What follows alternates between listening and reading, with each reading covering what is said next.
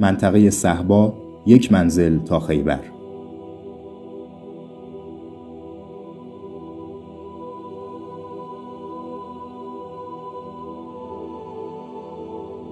از آنجا که یهودیان خیبر در توطئه‌های گذشته مشرکان به آنها کمک کرده بودند و در جنگ احزاب نیز با کمک‌های مالی یهود از تمام عربستان مشرکان را جمع کرده بودند، پیامبر اسلام تصمیم گرفت که این قانون توطئه را برچیند.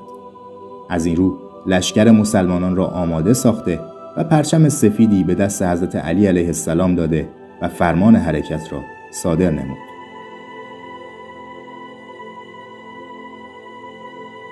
پیامبر اسلام بدون اینکه قصد خود را با کسی در میان بگذارد، شبانه لشکر مسلمانان را به سمت قلعه‌های خیبر روانه می‌کند.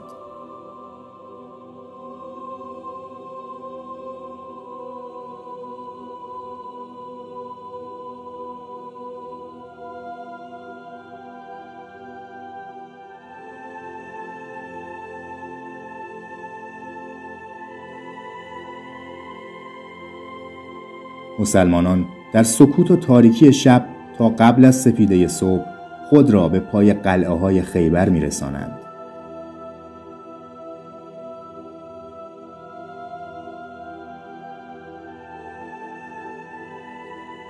زمانی که صبح می‌شود، پیامبر به سپاه خود فرمان آماده باش داده جلوی درب قلعه منتظر می‌مانند.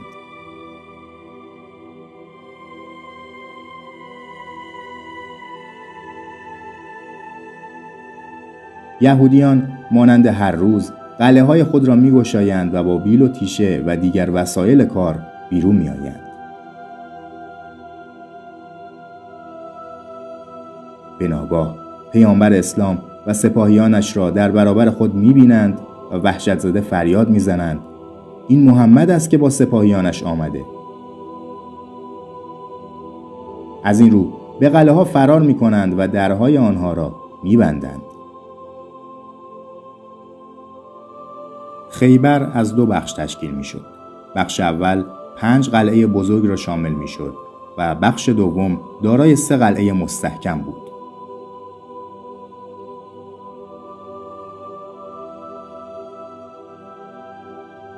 علاوه بر این قلعه‌ها، در خیبر قلعه‌های کوچکتری نیز وجود داشتند که به اهمیت قلعه‌های بزرگ نبودند.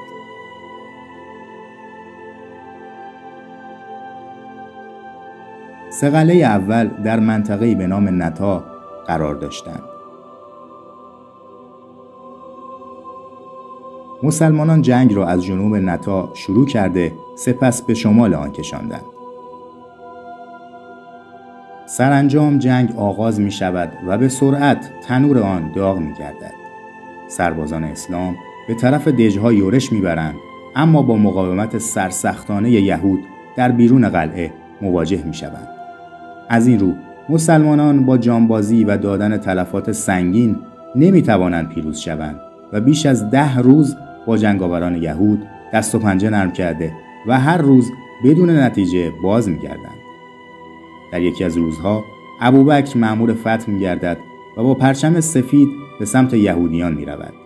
مسلمانان نیز به فرماندهی او حرکت می کنند، ولی پس از مدتی بدون نتیجه باز می گردند و فرمانده و سپاه هر کدام گناه را به گردن یکدیگر می اندازند.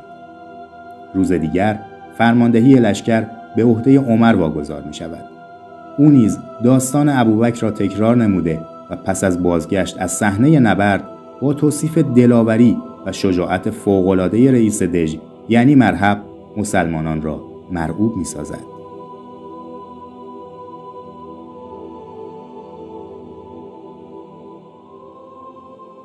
در این موقعیت حساس که همه به شدت از اوضاع پیش آمده ناراحت هستند و کار جنگ برای مسلمانان گره خورده است، پیامبر افسران و دلاوران لشکر را جمع کرده و میگوید: این پرچم را فردا به دست کسی میدهم که خدا و پیامبر را دوست دارد و خدا و پیامبر هم او را دوست می‌دارند و خداوند این دژ را به دست او می‌گشاید.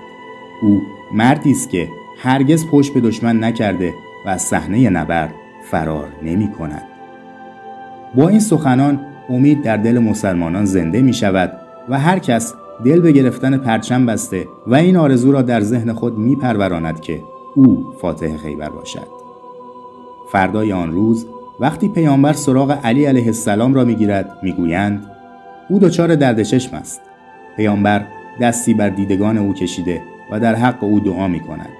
سپس به وی دستور پیشروی داده و یادآوری میکند که قبل از جنگ نمایندگانی را به سوی سران دژ اعزام بدار و آنها را به اسلام دعوت کن.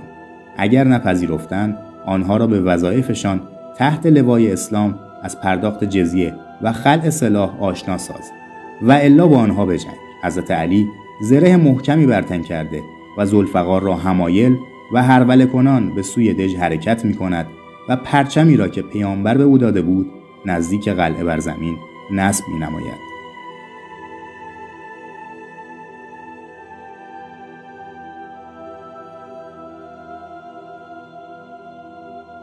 در این لحظه در قلعه باز می شود و دلاوران یهود از آن بیرون می ریزند. نخست برادر مرحب حارس جلو می آید. هیبت نعره او آنچنان مهیب است که سربازان همراه حضرت علی بی اختیار عقب می روند. ولی آن حضرت پابرجا می ماند و بعد از لحظاتی جسد مجروح حارس به روی خاک می افتد و جان می سپارد.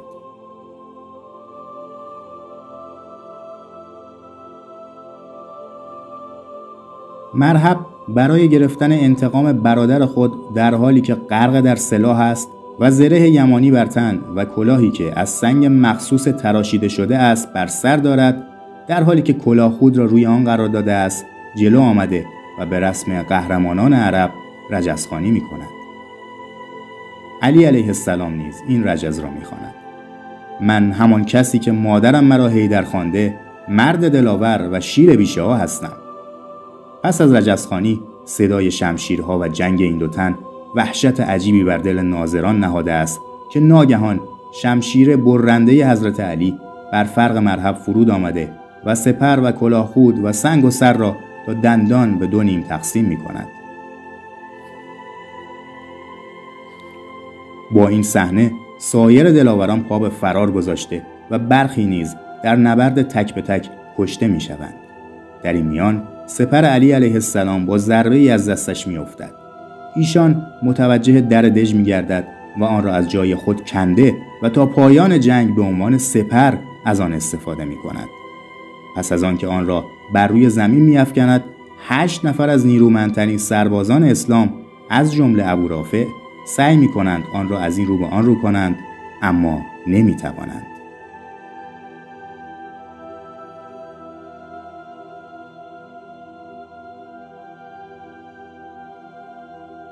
و این چنین بود که قلعه‌ای که 10 روز لشکر اسلام را معطل کرده و کار مسلمانان را به بنبست رسانده بود، در لحظاتی نچندان طولانی به دست امیر مومنان علی علیه السلام گشوده شد و لشکر اسلام به پیروزی قطعی رسید و تاریخ فضیلتی دیگر از فضائل فاتح خیبر را در خود ثبت نمود.